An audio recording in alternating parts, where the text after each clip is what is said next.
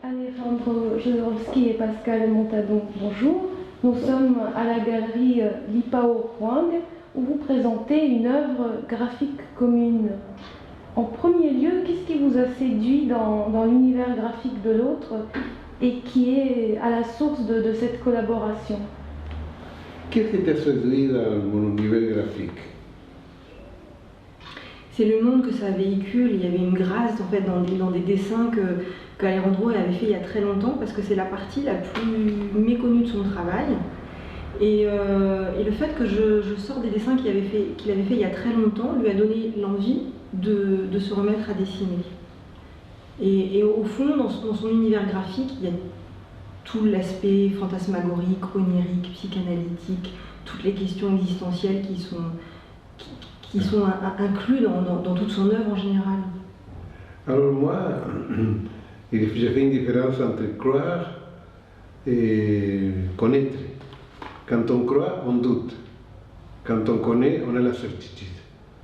Alors pour moi, Pascal, je la connais, j'ai une certitude absolue qu'elle va mettre la couleur correcte dans mes dessins. Et c'est ça qui m'a séduit. C'est comme une partie de moi, je ne vois pas de différence entre moi et elle.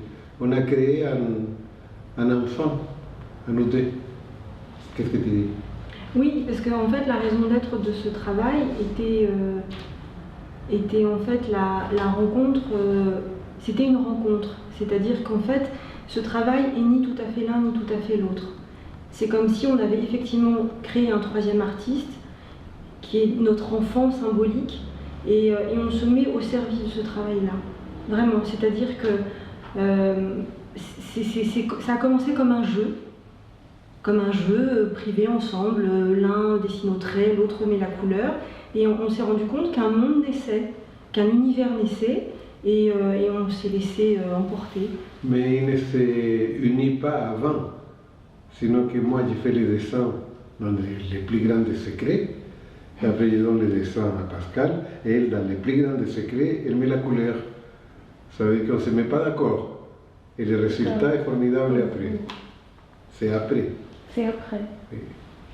Vos univers individuels sont peuplés de contrastes, souvent. Alors comment vous arrivez à équilibrer dans ce travail à quatre mains toutes ces complémentarités, ces contrastes? On est complémentaires, on n'est pas contrastés. Ce n'est pas une lutte, sinon c'est une collaboration ensemble entre le sperme et l'ovule. Et il n'y a pas de contraste, il y a complémentarité, non? Et l'enfant apparaît. C'est exactement pareil, c'est un acte d'amour exactement pareil. Et c'est aussi l'intérêt de la collaboration. C'est aussi aller à la rencontre de l'autre et associer des univers qui se complètent. C'est pas une confrontation, c'est-à-dire qu'en fait, je crois que pour avoir une belle collaboration, il faut avoir une belle relation. Chacun de ces tableaux, c'est un petit orgasme. Et on le fait dans la plus grande confiance et dans le plus grand respect de l'autre. C'est-à-dire qu'il n'y a aucune lutte, il n'y a pas de résistance. C'est-à-dire vraiment, c'est vraiment un acte d'amour. Donc un plaisir. Est-ce que c'est aussi une prolongation de votre travail théâtral, puisque nous avons un metteur en scène qui joue avec des personnages, et puis une scénographe qui crée de l'espace, de la lumière, de la profondeur, etc., à travers la couleur? Si, c'est exact. C'est théâtral. Dans mon cas, c'est théâtral. Et moi, je me châtie quand même de ne pas être abstrait, tu vois, de donner des images, des anecdotes, des idées. Mais je le fais parce que j'ai la confiance que Pascal les donnera le côté, comme tu dis, de corps, et sensation de la peinture, profondeur, n'est-ce pas? Alors c'est un théâtre et en même temps c'est une action vitale.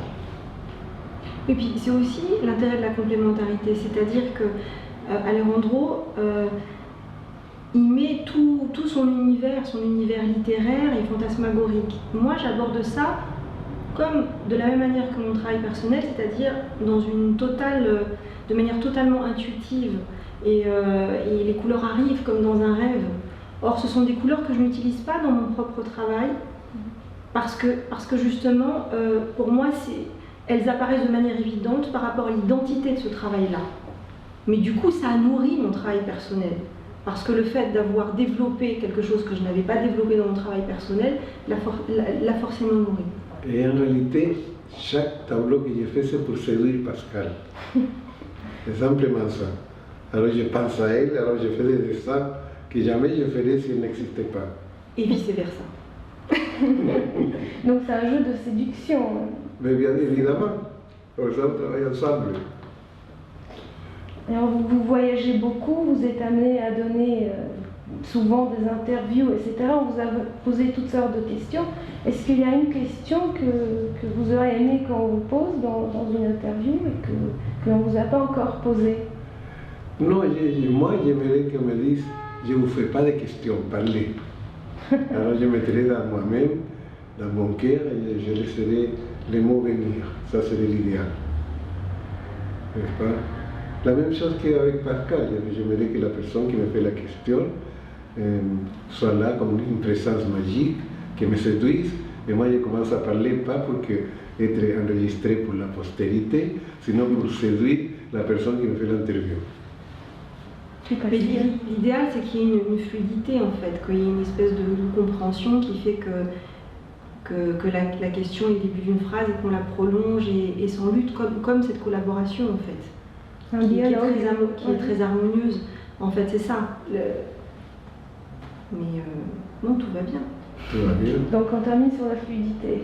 Et ce qui est intéressant aussi, c'est qu'on fait une exposition à deux, et juste à côté, il y a une exposition de Pascal. Oui. Non? Et ça, c'est formidable parce que c'est tout un autre monde, c'est tout le contraire. Un monde subtil, abstrait. Et moi, je suis un peu torturé parfois. Là, c'est la joie de l'esprit pur. C'est pas comme on rentrait au paradis. Ici, on est au purgatoire, un bon purgatoire. Oui. Et après, on rentre au paradis. Et c'est bien le contraste, parce qu'une chose ne nie pas l'autre. L'art ne doit pas avoir un limite, dire ça c'est abstrait, ça c'est figuratif, c'est comme ci, c'est comme ça. L'art doit être quelque chose d'authentique. Et c'est tout. Oui, absolument. La vérité et l'authenticité est absolument sont des notions absolument fondamentales dans l'art. Et si c'est authentique, ça fonctionne. Et c'est vrai que cette opportunité, l'exposition nous donne la chance de pouvoir montrer ces deux facettes de manière conjointe et montrer qu'il n'y a pas de lutte, qu'on peut aller de l'un à l'autre comme des vases communicants et que l'un nourrit l'autre. C'est très intéressant pour nous de le faire. Pour ça qui nous a plu faire l'exposition, c'est le thème qui nous a donné ici cette maison, que c'est le yin et le yang. C'est-à-dire que ce sont deux forces différentes mais complémentaires. Et c'est difficile dans notre société si compétitive de trouver une collaboration entre un homme et une femme, et entre une femme et un homme. C'est difficile à l'avoir. Et je pense que j'ai gagné le grand prix de la loterie de me trouver Pascal, avec laquelle je peux collaborer de cette façon. C'est comme un miracle pouvoir collaborer réellement, sans jalousie, sans compétition, naturellement. Et je pense que c'est un exemple que le couple femme-homme peut arriver à une compréhension.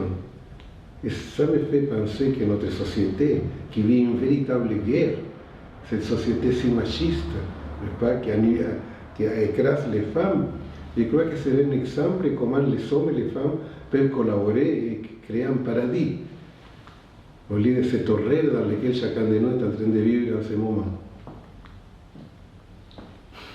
Vous voulez rajouter quelque chose? Non, je suis absolument d'accord et